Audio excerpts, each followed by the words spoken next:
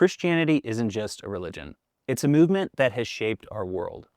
A story of a king who's conquered death, a faith that spans continents and centuries. This isn't just about rules or rituals alone. It's about a God who stepped into history and a promise that echoes through time. We're about to unpack what Christianity really is and why it matters, even to you.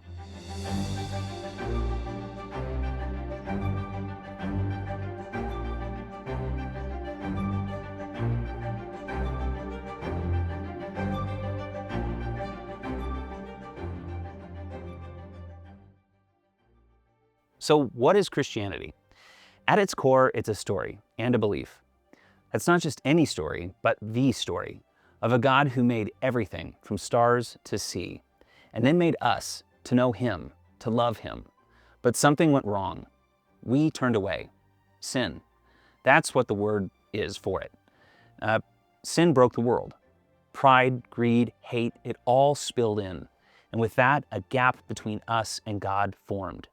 But here's the twist. God didn't leave us there. He had a plan, a rescue mission, and it starts with a name, Jesus. Around 2,000 years ago, in a dusty corner of the Roman Empire, a child is born, not in a palace, but a stable. Bethlehem, a nowhere town, becomes the ground zero for history's biggest shift. Jesus grows up, and at 30, he steps out and starts teaching, healing, and turning everything upside down. He says things like, love your enemies. The last will be first. The kingdom of God is near. People follow him. Some love him, and some hate him.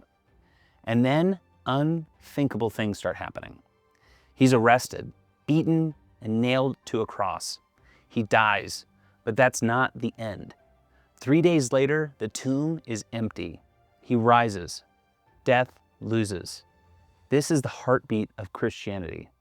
Jesus is alive. And so why does that matter?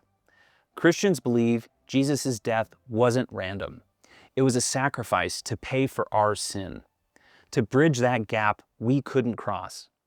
His resurrection, proof that God wins over evil, death, and everything. It's called grace, a gift you don't earn. All you do is accept it. Believe in Him, trust Him, and everything changes. But it doesn't stop there. After Jesus rises, He empowers His followers, 12 guys, mostly fishermen, not exactly world changers. He says, go tell everyone, and then He ascends back to heaven. 50 days later, something wild happens. Pentecost, the Holy Spirit drops in. These ordinary people start speaking languages they don't even know, preaching Jesus to everyone who will listen. The church is born from a tiny seed in Jerusalem. It spreads to Antioch, to Ephesus, to Rome. So what do Christians hold on to? One God, one creator of everything. Jesus, God in human form, Savior of the world. The Holy Spirit, God's presence in us, here and now. The Bible, God's Word, a map for life. Sin is real, grace is bigger. And there's more coming. Jesus will return. The world will be fixed. No more pain, no more tears. That's the hope. So, how do Christians live? They pray, they talk to God, and they listen too.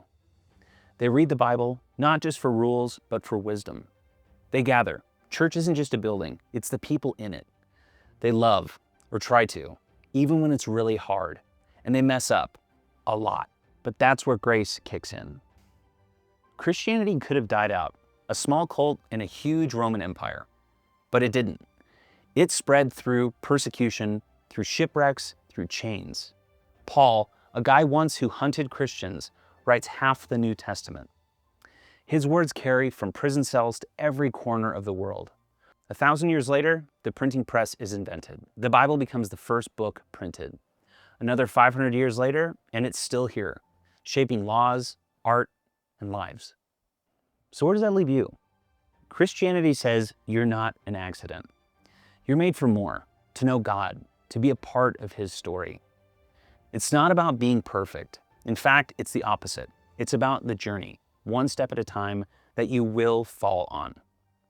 While I'm talking to you here, the world keeps spinning, and the story is still being written. And that's Christianity.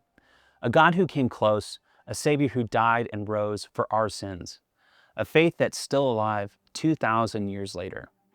If you're wondering what's next, start with asking some questions, read the Gospels, and keep talking to people who know.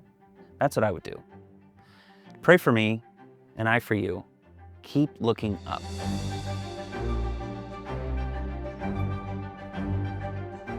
If there's anything I breezed over too quickly, I'm going to be doing a deep dive of each book of the Bible in future videos.